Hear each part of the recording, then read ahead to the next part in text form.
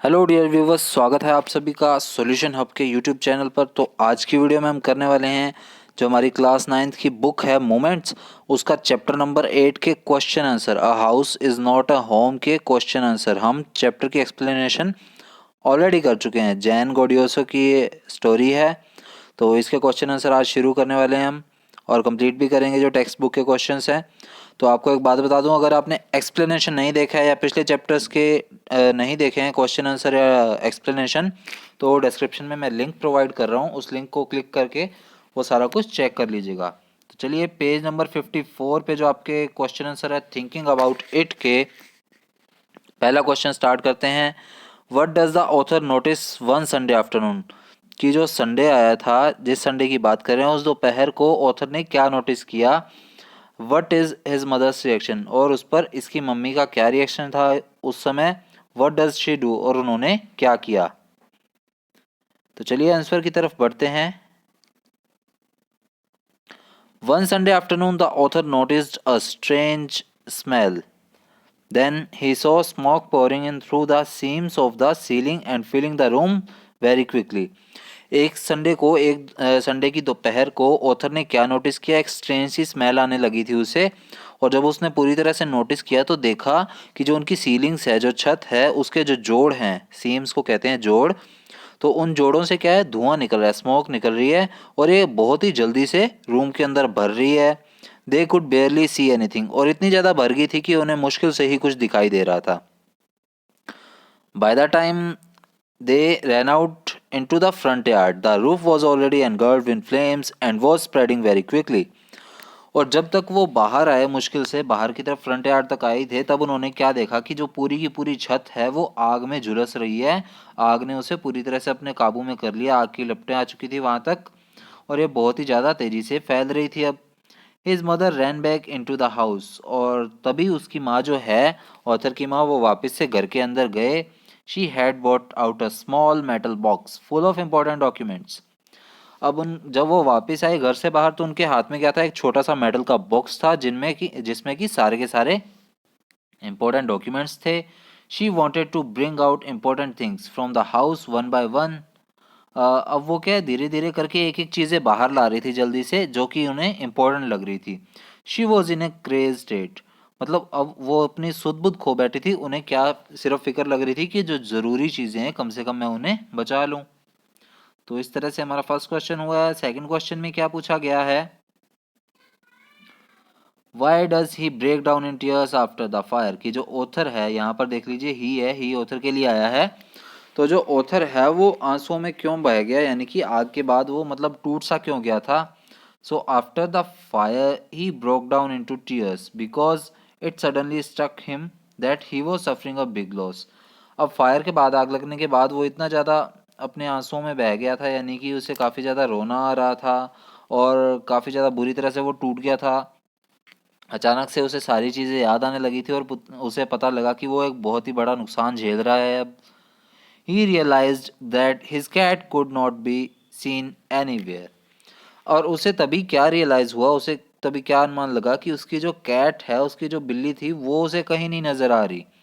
Then everything hit him at once: the new school, the fire, and his cat. That was when he broke down and cried. और तब क्या हुआ, उसे सारी चीज़ें फिर रिमाइंड आने लगी कि उसके साथ बुरे बुरे हादसे हो रहे हैं। पहले उसका पुराना स्कूल छूटा, उसके दोस्त छूटे, फिर ये घर में आग लगी, और उसके बाद उसकी कैट भी नहीं मिल रही उसे। तो इस वजह से क्या, वो पूरी तरह से टूट गया और जोर जोर से रोने लग गया।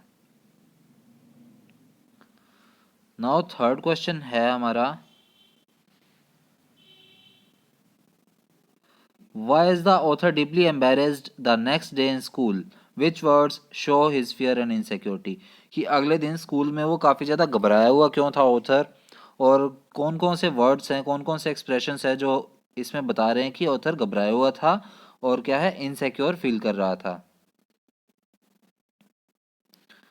So the author is deeply embarrassed the next day in school because when the fire broke out, he was still wearing the dress he had worn to church that morning, but he had no shoes as he had lost them in fire. अब वो author जो था वो इतना घबराया हुआ इसलिए था, इतना मतलब एम्बेरेस्ड था अगले दिन स्कूल में। क्यों था? क्योंकि जब आग बुझ गई थी उसके बाद भी उसने जो ड्रेस पहनी हुई थी वो पिछले दिन वाली ही पहनी हुई थी, क्योंकि उसके पास और कोई ड्रेस बची ही नहीं थी। जो पिछले दिन वो ड्रेस चर्च में पहन कर गया था पिछली सुबह, वही ड्रेस उसने पहनी हुई थी। हालांकि उसके पैर में अब जूते नहीं थे, क्योंकि जूते जो है वो आग में जल चुके थे। So he had to borrow some tennis shoes from his aunt. तो उसे अपनी आंटी से कुछ टेनिस शूज जो है वो उधार लेने पड़े। He was totally embarrassed by everything. और ये जो सारी इसके साथ चीज़ें हो रही थी, घटनाएं हो रही थी, उससे क्या है वो काफ़ी ज़्यादा घबरा गया था, एम्बेरस हो गया था। The clothes he was wearing looked weird. He had no books or homework and his backpack was gone. अब क्या था, उसने जो कपड़े पहने हुए थे अब वो उस पर बहुत ज़्यादा अटपटे से लग रहे थे, वियर्ड लग रहे थे। ना ही उसके पास किताबें थी, ना ही उसके पास किया हुआ होमवर्क था, और हालांकि सबसे बुरी चीज़ क्या थी कि उसके पास उसका जो बैकपैक था वो भी नहीं रहा। अब इसमें जो वर्ड्स यूज़ हुए हैं, जो एक्सप्रेशंस यूज़ हुए हैं इस लेसन में दिखाने के लिए कि वो डर और इनसिक्योरिटी को दिखाने के लिए, वो कौन कौन से हैं? Outcast and geek. आउटकास्ट का और गीक का मैंने आपको मतलब बताया था, एक ऐसा पर्सन जो कि ये फील करने लग जाए कि अब उसे जो सोसाइटी है वो एक्सेप्ट नहीं करेगी। लाइक अ जोम्बी। जोम्बी का मैंने आपको मीनिंग चैप्टर में भी बताया था, जो मतलब चलती फिरती लाश कह सकते हैं, मतलब जिसमें जान तो है पर वो खुद को इनसिक्योर सा फील कर रहा है, मतलब उसमें अब कुछ करने के लायक बचा नहीं है। उसके बाद है wanted to curl up and die, कि जल्दी से सब कुछ समेट कर और मरने की इच्छा है। फिर है एवरीथिंग फेल्ट स्योरल। अब यहाँ पर एक वर्ड आया है स्योरल। स्योरल का क्या मीनिंग होता है? अद्भुत, या फिर स्ट्रेंज कह सकते हैं, वियर्ड कह सकते हैं, कि सब कुछ जो है वो उसे कैसा अब लगने लग गया था, सरल लगने लग गया था, सरियल सॉरी, यानी कि स्ट्रेंज लगने लग गया था। उसके बाद है all the security had all been ripped away, कि उसके पास जितनी भी सिक्योरिटीज थी, जितनी भी अच्छी चीज़ें थी, वो क्या है उससे छीन ली गई, रिप्ड कर ली गई। तो ये सारे वर्ड्स एक्सप्रेशंस यूज हुए हैं इसमें डर और इनसिक्योरिटी को दिखाने के लिए। तो चलिए अब चौथा क्वेश्चन स्टार्ट करते हैं। फोर्थ क्वेश्चन हमारा क्या कह रहा है हमें? that the cat and the author are very fond of each other. How has this been shown in the story? कि ऑथर जो है और कैट है वो काफ़ी ज़्यादा एक दूसरे से क्लोज थे, मतलब लगाव था एक दूसरे से। तो इसमें ये स्टोरी में कैसे दिखाया गया है? और उसके बाद है where was the cat after the fire, कि आग लगने के बाद वो कैट कहाँ चली गई। Who brings it back and how, कौन उसे वापस लाया और कैसे लाया। So the author had great affection towards his cat, कि ऑथर जो था उसका काफ़ी ज़्यादा लगाव था अपनी बिल्ली के प्रति, अपनी किटन के प्रति। He cried inconsolably when he couldn't find his cat after the fire. अब वो क्या था इनकंसेबली, क्या इनकंसेबली का मीनिंग होता है so sad that you can not be helped, कि इतने उदास हो जाओ कि आपको कोई हेल्प करे तो भी आप उस हेल्प को महसूस ना कर पाओ। तो वो इनकंसोलेबल हो गया था और रोए जा रहा था, क्योंकि अब क्या है उसके पास उसे अपनी कैट नहीं नज़र आ रही थी, और वो कहाँ चली गई उसका कोई अता पता नहीं है। He would regularly go to the site of his house in hope of finding the cat. अब वो क्या था, डेली अपने घर, जो पुराना घर था जल गया जो, वहाँ पर जाता था चेक करने के लिए कि उसकी कैट वहाँ मिल जाए, क्या पता उसे। ही remembered how the cat would crawl into his pocket and fall asleep and missed her terribly. अब उसे ये जो सब चीज़ें याद आ रही थी कि किस तरह वो बिल्ली जो है उसकी पॉकेट में आकर एकदम से झपटा मारकर आ जाती थी और फिर सो जाती थी। अब वो उसे बहुत ज़्यादा मिस कर रही होगी, या फिर ये भी कह सकते हैं कि ऑथर उसे काफ़ी ज़्यादा मिस कर रहा है। Now the cat was so freaked by the mile away from the house. अब जो बिल्ली थी वो कहाँ चली गई थी, वो उस आग की वजह से काफ़ी ज़्यादा घबरा गई थी और लगभग 1 मील दूर भाग गई थी उस घर से। One women find her and took her in. अब एक औरत जो है वो उसने उसे ढूंढ लिया उस बिल्ली को, यानी कि उसे वो बिल्ली मिली और उसे वो यहाँ ले आई। She located the author's number on cat's collar, क्योंकि कैट के कॉलर पर एक नंबर तो लिखा हुआ था, लेकिन वो नंबर क्या था? However, she couldn't reach them as the phone had been disconnected because of the fire. लेकिन घर में आग लग गई थी तो फ़ोन जो है वो सारे घर में ही थे, और आग लगने की वजह से वो फ़ोन सारे डिस्ट्रॉय हो गए और डिस्कनेक्ट हो गए। The women then made personal efforts to find the author and return back the cat. लेकिन फिर उस वुमेन ने क्या किया, अपने पर्सनल एफर्ट्स लगाए, काफ़ी ज़्यादा ढूंढने में मुश्किलें हुई उसे, और उसके बाद आखिरकार उसे ऑथर मिल ही गया और उसने उस बिल्ली को ऑथर को रिटर्न कर दिया। अब हमारा फिफ्थ क्वेश्चन आता है और शायद ये लास्ट ही क्वेश्चन है। तो इसमें क्या है, What actions of the schoolmates change the author's understanding of life and people and comfort him emotionally? कि कौन कौन से एक्शंस हुए, कौन कौन सी चीज़ें हुई जो कि उनके स्कूलमेट्स ने की थी, यानी कि उनके नए सहभागियों ने की थी, स्कूल के दोस्तों ने, जिससे कि उसे लगा कि लाइफ जो है और मतलब लाइफ को लेकर और लोगों को लेकर उसकी अंडरस्टैंडिंग जो है वो चेंज हो सकी, और इमोशनली वो काफ़ी ज़्यादा how does his loneliness vanish and how does he start participating in life? अब उसने कैसे अपना अकेलापन कैसे दूर हुआ उसका, ये भी बताना है हमें, और कैसे वो फिर से वापस में अपनी लाइफ में घुल मिल गया वो भी बताना है। तो चलिए इसका आंसर स्टार्ट करते हैं। The schoolmates showed genuine concern for the author in spite of knowing him well. अब स्कूलमेट्स जो थे, उसके नए स्कूलमेट्स जो थे, हालांकि वो इसे जानते भी नहीं थे ऑथर को, फिर भी क्या है, अपना कंसर्न उन्होंने दिखाया।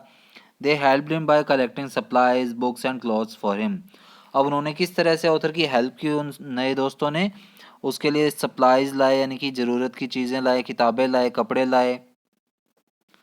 People whom he had never spoken to before started coming to him and befriending him. अब जो लोग उसे जानते तक नहीं थे वो भी उससे बात करने के लिए आए, जिनसे कभी उसकी बात नहीं हुई थी वो भी बात करने आए और उनसे दोस्ती भी की। They also called him to their houses. और जो नए लोग उसे मिले थे स्कूल में, उन्होंने क्या किया, फिर ऑथर को इनवाइट भी किया अपने घर पर। The author made new friends. उस दिन ऑथर ने काफ़ी नए दोस्त बनाए। He was overwhelmed bye their love and cooperation. अब उससे क्या है, ये काफ़ी ज़्यादा ओवरवेल्म्ड हो गया, यानी कि काफ़ी ज़्यादा तीव्र भावित हो गया, यानी कि काफ़ी ज़्यादा भावुक हो गया था, और काफ़ी ज़्यादा इस कोऑपरेशन को देखकर उसे अच्छा भी लगा। He realised that his new school and new people around him were good. अब उसे ये चीज़ रियलाइज़ हो गई थी कि जो नया स्कूल है और जो नए दोस्त उससे उसने बनाए हैं वो काफ़ी ज़्यादा अच्छे हैं।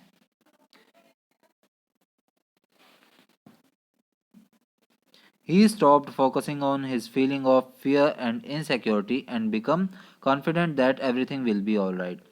अब वो क्या था, उसने उसकी जो फियर वाली यानी कि डर वाली और इनसिक्योरिटी वाली फीलिंग्स थी वो सारी वैनिश हो गई, एकदम से गायब हो गई, उस पर फोकस करना उसने छोड़ दिया, और वो कॉन्फिडेंट हो गया कि वो जो लाइफ है अब वो सही होने वाली है।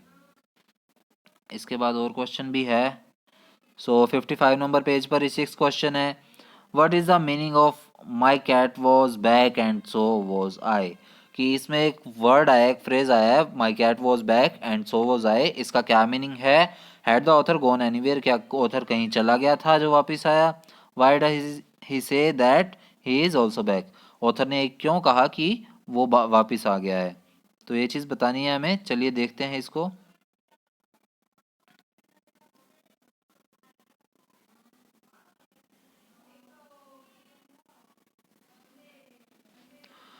So here the author wants to point out that life without affection is useless. अब यहाँ पर ऑथर क्या दिखाना चाह रहा है कि जो हमारी लाइफ है वो अफेक्शन के बिना, यानी कि किसी के स्नेह के बिना, किसी के प्यार के बिना अधूरी है। He was depressed after a great loss in all fields. अब ऑथर जो है वो काफ़ी ज़्यादा डिप्रेशन में चला गया था अपने सारी फील्ड्स में, काफ़ी ज़्यादा लॉस को देखकर, जैसे कि उसके नए फ्रेंड, जो पुराने फ्रेंड्स थे उनको अलग स्कूल में भेज दिया गया, पुराने स्कूल का साथ छूट गया उसका, उसका घर जल गया, उसकी बिल्ली उससे दूर हो गई थी, तो वो काफ़ी ज़्यादा डिप्रेशन में चला गया था। His old school and teachers were always in his mind.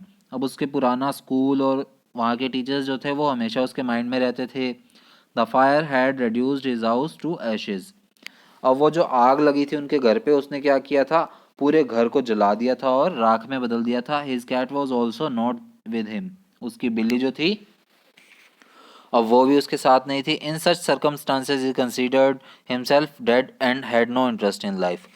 अब इन सभी परिस्थितियों में, इन सभी स्थितियों में उसने क्या कर दिया, खुद को घोषित कर दिया कि वो अब यहाँ नहीं जीना चाहता है और उसका लाइफ में इंटरेस्ट पूरी तरह से ख़त्म हो चुका है। और ये लास्ट पैराग्राफ है। In the end as soon as the condition conditions took the turn, he felt relieved. अब जैसे जैसे परिस्थितियां ठीक होती गई वैसे वैसे उसे क्या फील होने लगा कि अब सब कुछ नॉर्मल हो रहा है. Now he had all the things with him. अब उसके साथ उसकी सारी चीज़ें आ गई थी, जैसे कि the author had not gone anywhere. अब इसमें यह भी बता दिया कि ऑथर कहीं भी नहीं गया था. It was his state of mind, कि ये सारा जो है उसके मन में जो बातें चल रही थी उसकी वजह से वो काफ़ी ज़्यादा डिस्टर्ब था. ये उसके मन की परिस्थितियां ही है. He recovered from his gloomy state and started enjoying life when he got his cat back. और जैसे जैसे उस वो कैसे रिकवर हुआ अपनी ग्लूमी स्टेट से, अपनी दुख भरी स्थितियों से कैसे रिकवर हुआ, जब उसकी कैट जो है उसके पास वापस आ गई. फिर से उसे लाइफ जो है बेहतर लगने लगी और अब उसके पास नए फ्रेंड्स भी आ चुके थे. तो इसी के साथ हमारी ये जो स्टोरी है ये कंप्लीट हो गई है विद क्वेश्चन आंसर्स.